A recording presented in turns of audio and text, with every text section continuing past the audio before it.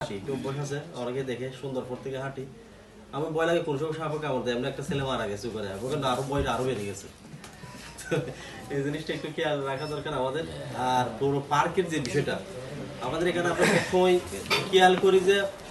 ওই বাচ্চারা নষ্ট হয়ে যাচ্ছে কিংবা আড্ডাটা হচ্ছে তাহলে এটা যাবেটা করি একটা পার্ক নাই তারা যে একটু বসে গল্প করবে সন্ধ্যার সময় এরকম একটা পার্ক নাই একটা বিনোদনের স্কুল করতে কোনো কিছু নেই একটা ভালো খেলাধুলার মাঠ নাই বিভিন্ন সময় খেলাধুলার করবে টুর্নামেন্ট আয়োজন করবে খেলামুখী হবে মাদক বিমুখ হবে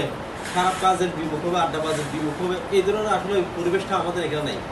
যার কারণে অনেক কিছু আমরা চাইলেও কিন্তু এদেরকে আমাদের বলতেও কিন্তু